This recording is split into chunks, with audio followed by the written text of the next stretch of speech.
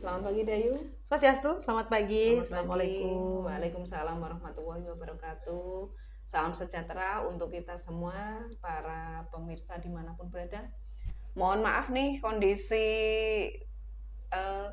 Kedua-duanya yang katanya lagi marah ispa lagi ya. Ini suara kita ada gangguan teknis sedikit, tapi insya Allah tidak mengurangi makna podcast kita pagi hari ini. Dayu, podcast Serasi tentang semangat konten moderasi pada KUA Denpasar Selatan. Yang pagi hari ini saya sudah ditemani oleh narasumber yang luar biasa cantiknya. guys. Perkenalkan Bu. Saya? Silakan. Selamat pagi pemirsa podcast Serasi. Perkenalkan, nama saya Ida Ayu Maderati Prabadewi. Yang tidak kalah hebatnya Mbak Afifah, yang kita hari ini ngobrol nih di podcast Serasi. Saya penyuluh agama Hindu di Kementerian Agama Kota Denpasar. Mungkin segitu aja perkenalannya. Itu aja ya. Oke, Dayu ini luar biasa. Oke, bersama saya sebagai teman sharing Dayu kali ini, Bu Afifah, penyuluh agama pada kantor Kementerian Agama Kota Denpasar. Yang pagi hari ini kita akan membahas ini Dayu tentang lestarikan Bali dengan gaya hidup bersih. Karena kita saat ini kan tinggal di Bali, yang dimana saya saat ini sebagai pendatang. Jujur aja Dayu, kalau Dayu mungkin lahir dan besar asli Bali. Dari nama aja sudah kelihatan ya seperti itu. Asli Bali. Ini tentang lestarikan Bali dengan gaya hidup bersih. Dalam konsep teman-teman Bali nih yang dalam agama Hindu ya, Dayu, konsep hidup bersih seperti apa Dayu? Baik, terima kasih Mbak Afifah. Pembahasan kita ini sedikit luas sekarang. Iya. Pembahasan kita lestarikan Bali dengan gaya hidup bersih. Tapi utamanya dari Hindu, sisi mayoritas teman-teman yang hidup di Bali ya. Kalau kami di Hindu, bersih isi pikiran, bersih isi hati, lalu kami tuangkan kepada tindakan.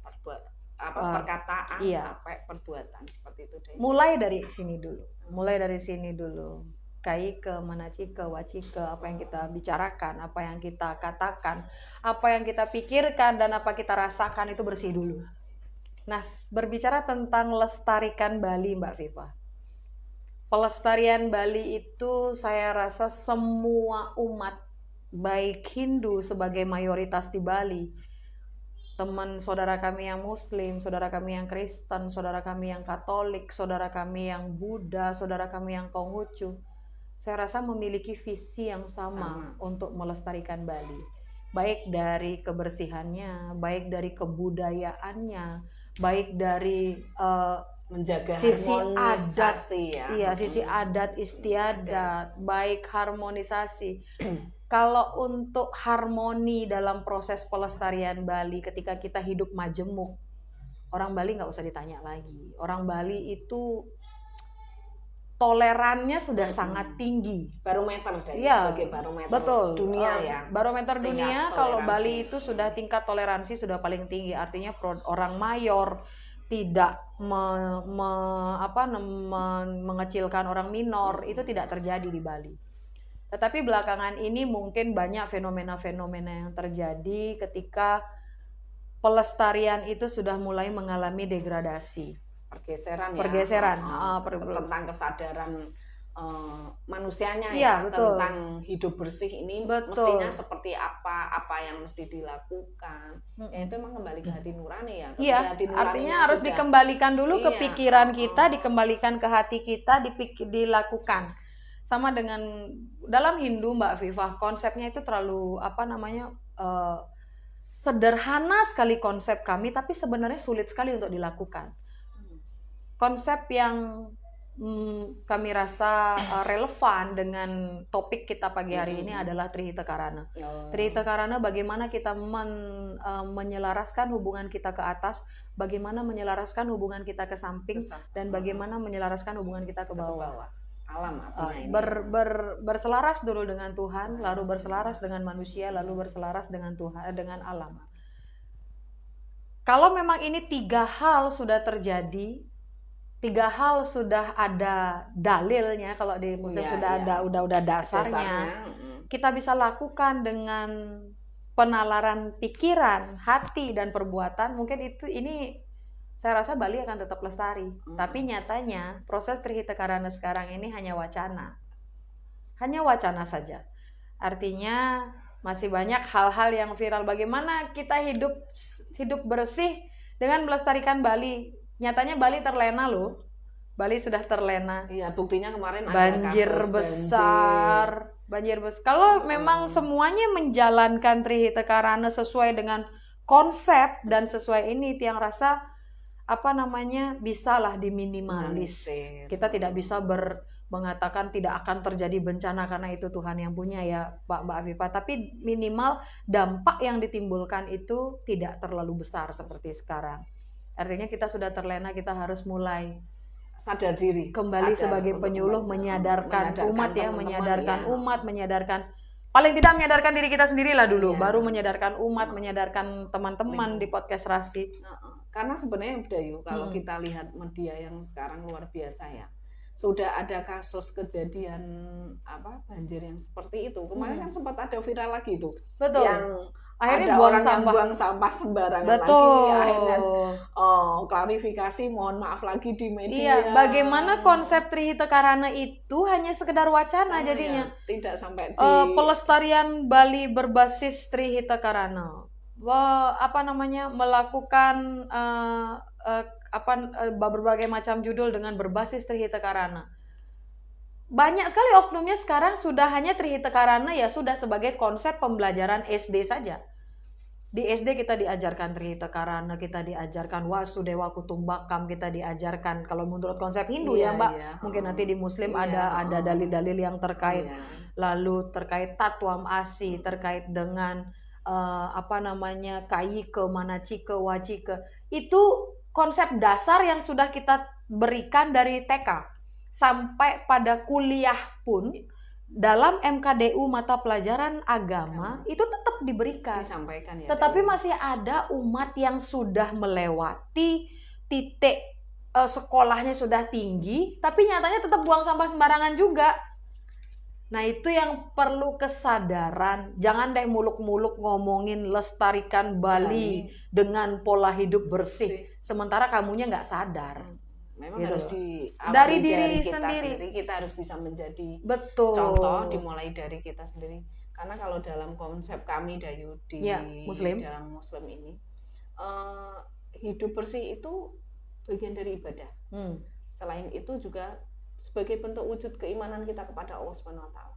Karena dari konsep kami Allah juga menyampaikan innallaha yuhibbut tawwabina wa yuhibbul mutatahhirin. Allah Tuhan kami menyukai orang-orang yang artinya kembali mengakui tentang kesalahan dan orang-orang yang menyucikan diri. Dalam hal ini artinya untuk bersih-bersih diri seperti itu ya Dayu ya. Itu bagian dari keimanan kami kalau di konsep Islam ya. Mungkin sebenarnya sama tadi kayak Trihita Karana tadi itu ya. Saya rasa semua agama mengajarkan itu ya. Semua agama, semua kitab suci pun mengajarkan pasti pola hidup bersih. Baik bagaimana kita menyucikan diri kita sendiri, kemudian menyucikan alam, menyucikan. Kalau di Hindu ada penyucian Buana Alit, Buana Agung. Apa aja itu Dayu? Ketika Buana Alit kita sucikan diri kita sendiri, itu terjadi menyucikan diri kita sendiri. Kemudian ke Buana Agung ada penyucian penyelarasan alam dengan yang upacara mecaru, dengan upacara mecaru itu kan merupakan simbolisasi upacara yang dilakukan untuk mengharmoniskan antara alam dengan kita yang ada di bumi ini gitu loh. Kita selaraskan semuanya bahwa kita menyadari ada makhluk-makhluk lain yang ada yang tidak kita lihat dengan kasat mata. Kita harmonisasi, kita somia dia agar tidak mengganggu. Somia itu apa Dayu? Somia itu menghilangkan unsur negatifnya dia. Unsur negatifnya dia menjadi buta menjadi dewa ya gitu loh. Dari buta menjadi dewa ya. Banyak hal yang sebenarnya sudah kita lakukan. Begitu terjadi bencana, begitu sudah kita baru mulai mawas diri. Kita baru mulai mawas diri. Sekarang kita mulai perbaikan lagi. Ada program gubernur yang berbasis sumber menggunakan tebe modern.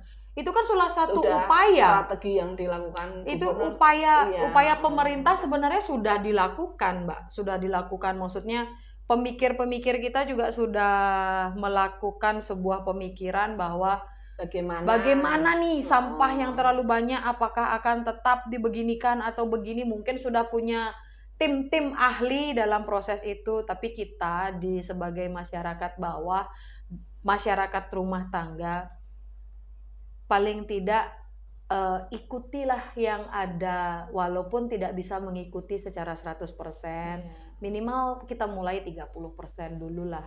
Ya mulai dari rumah tangga ya, pilah sampah. Terus hemat energi. Betul. Yang memang diawali ya kita sebagai ibu Dayu ya, yang mengatur rumah tangga kita ya, mesti harus pandai-pandai bagaimana menjaga lestari Bali ini ya, mulai dari kita sebagai ibu, pilah sampah mana yang ini sampah organik, anorganik, dan barangkali di sana juga ada bernilai ekonomis juga, seperti botol, kardus, mungkin kertas-kertas tidak pakai. Iya, itu kan bisa untuk menyumbang perekonomian ya, seperti itu sebenarnya dari kalau kita pintar.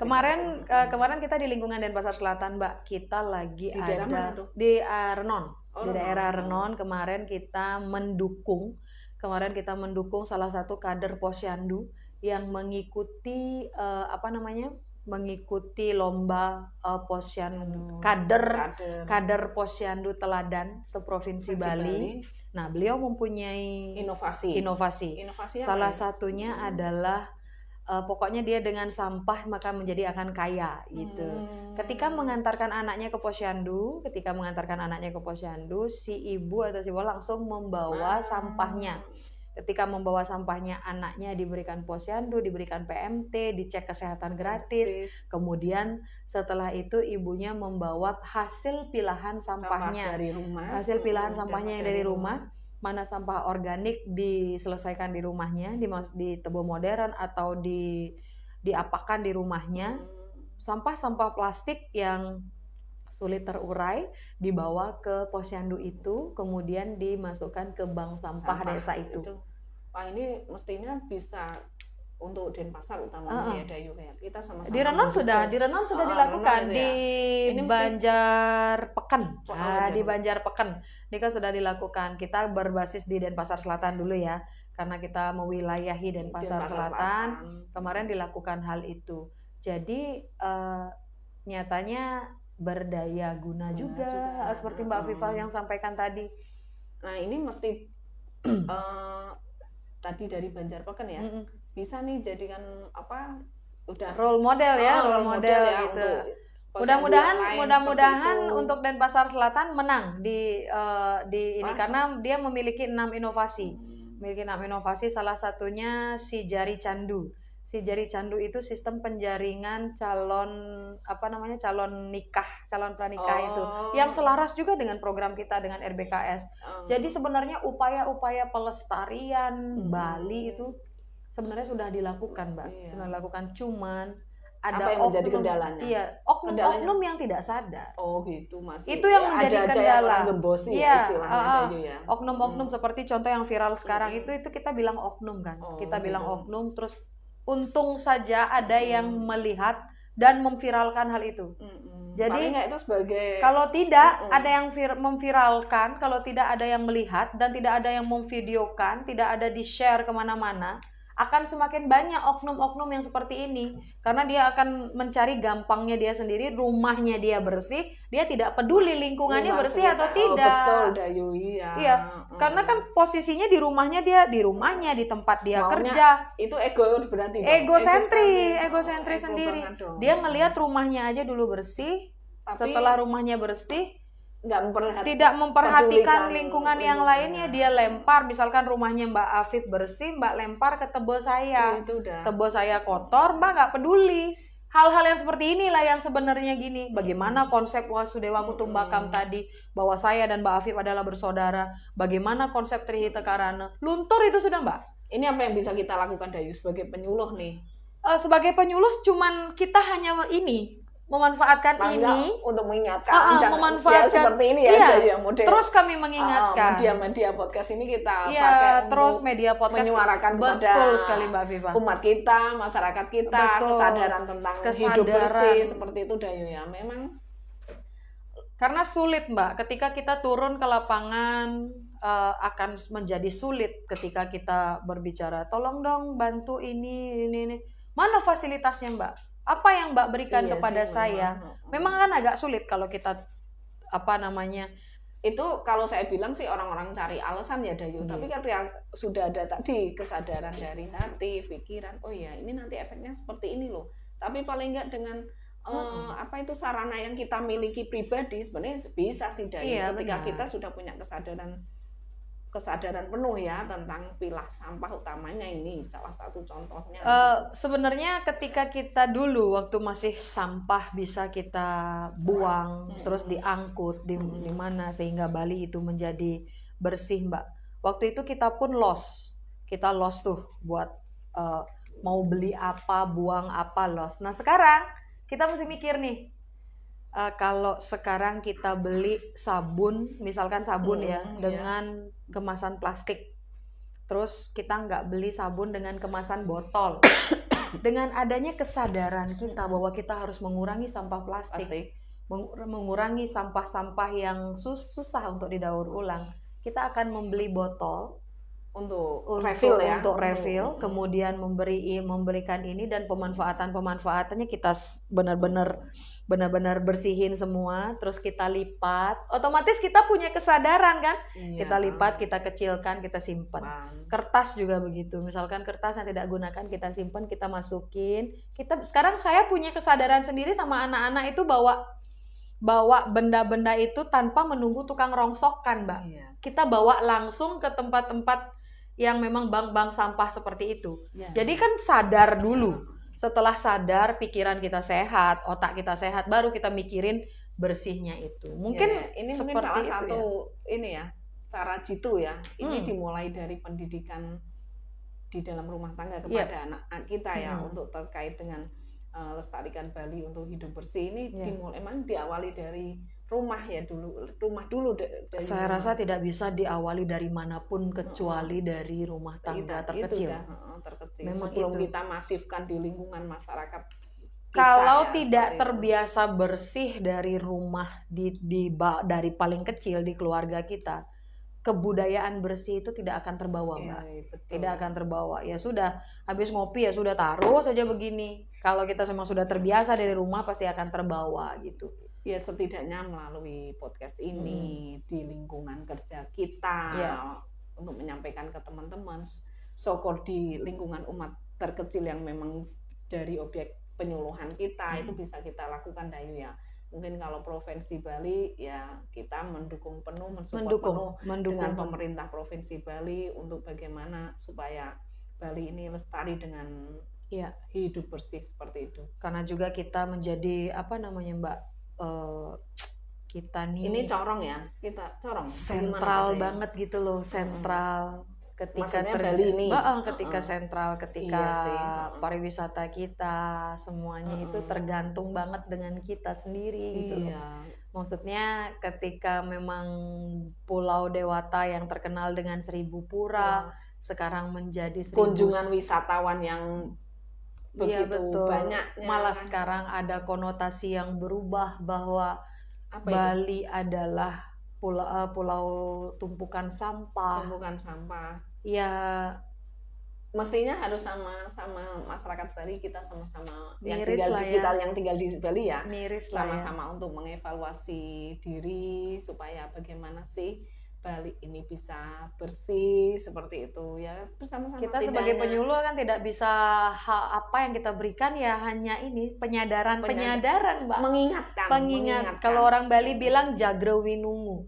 Jagrawinungu, kita terus mengingatkan, terus mengingatkan gitu. Itu semoga dengan kita mengingatkan umat kita itu semoga menjadi amal kebaikan kita. Betul, dan tidak akan pernah henti-hentinya kita mengingatkan umat kita untuk kesadaran hidup bersih di Pulau Bali ini. Karena dengan hidup bersih di Bali ini ya tadi kembali lagi itu akan mendatangkan tamu yang itu nanti juga untuk penambahan ekonomi di Bali. Jadi Ini seperti itu. berhentilah membuang sampah ke sungai. Ya, itu yang bisa kita lakukan. Berhentilah gitu loh, berhentilah, sadarlah gitu loh. Ya meskipun itu kan ini juga kadang kalau orang-orang yang nggak sadar gitu Dayu.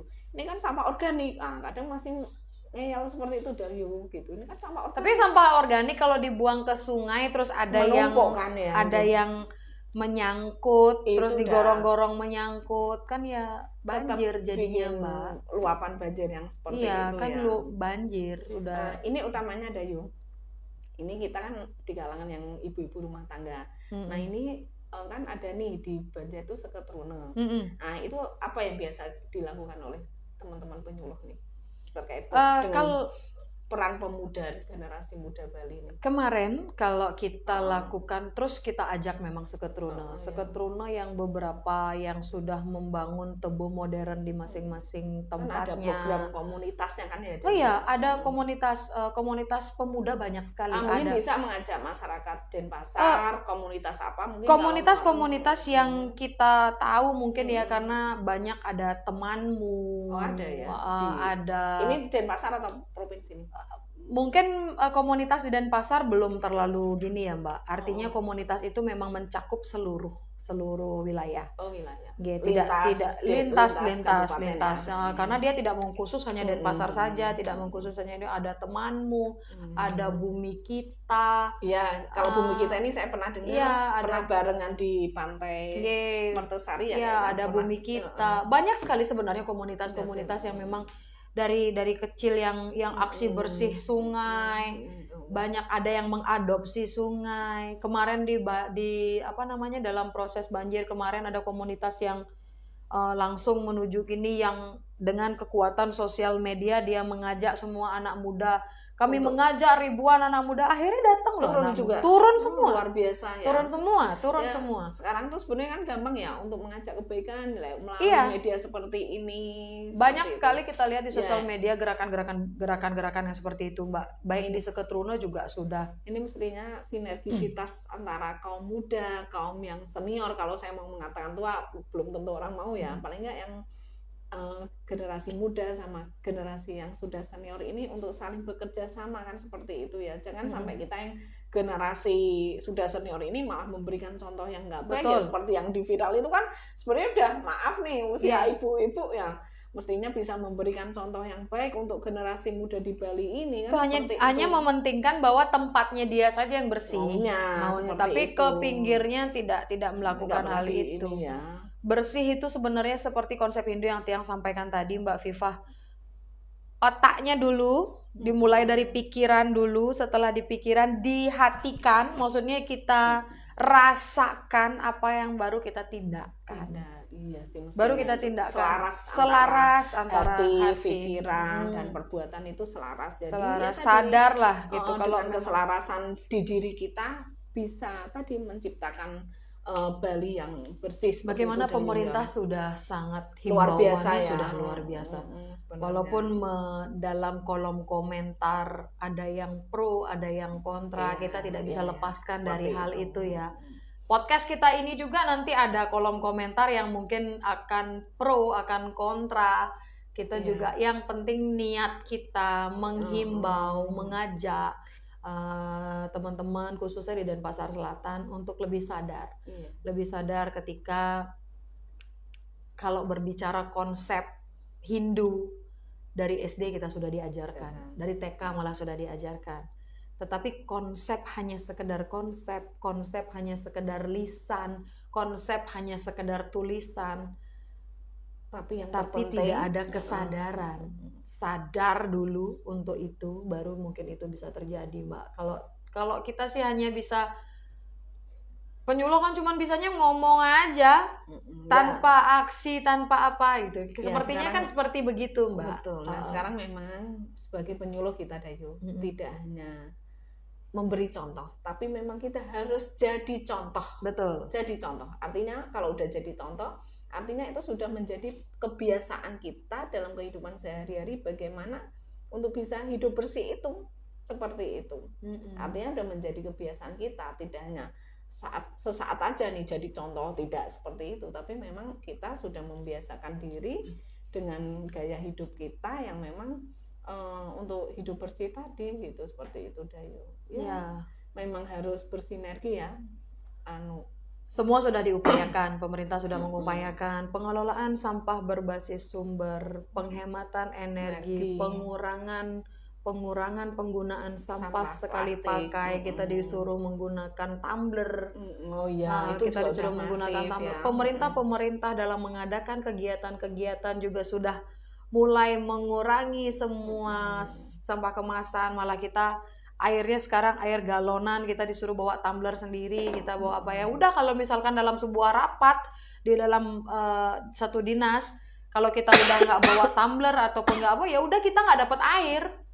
Itu yang sudah dilakukan oleh pemerintah, khususnya di pemerintah Provinsi Bali untuk ASN-nya, maksudnya untuk ASN yang mengadakan rapat, mengadakan pertemuan, mengadakan kegiatan umum. Kotaannya juga semua juga sudah berubah, sudah tidak menggunakan hanya tidak ada air kemasan lagi sekali pakai, kita pakai tumbler. Kita mau isi ulang, tumbler kita disediakan dalam bentuk yang lebih besar. Kemudian kalau kita tidak bawa tumbler, tidak bawa apa-apa, ya kami sebagai ASN ya tidak minum ketika ada acara itu, begitu. Upayanya sudah dilakukan, bahkan mulai dari kami, bahkan mulai dari kita kan Mbak, mulai dari kita yang ASN ini gitu loh. Jadi kita mengajak juga kepada masyarakat, kita mengajak juga pada pemirsa podcast untuk lebih sadar bahwa bersih Bali ini, lestari Bali ini akan membawa dampak kepada kita pribadi dan dampak kepada seluruh masyarakat dan penduduk yang ada di Bali.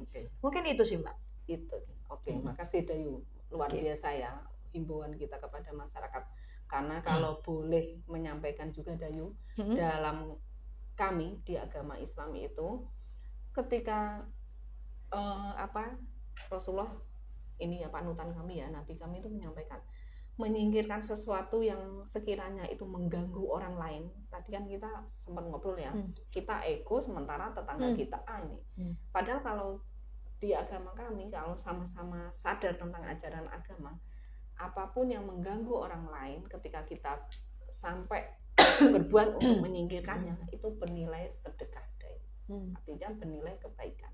Semoga pemirsa podcast dimanapun berada, kita sama-sama sadar diri supaya bagaimana Bali lestari, hidup bersih, hati pun menjadi nyaman, dan kita bisa hidup bahagia dimanapun berada. Seperti itu Dayu ya. Oke, terima kasih. Mungkin ini podcast kita pagi hari ini tentang lestarikan Bali dengan hidup bersih. Semoga kita bisa menjaga ajak Bali ya, kebaikan untuk kita semua yang tinggal di Bali. Demikian podcast serasi kita pagi hari ini. Atas nama Dayu Praba dan saya Bu Afifah mohon undur diri, mohon maaf yang banyak. Selamat beraktivitas dimanapun para pemirsa berada. Wassalamualaikum warahmatullahi wabarakatuh. Om, Santi Om. Oke, terima kasih. Terima kasih Mbak Viva. Oke, gitu aja.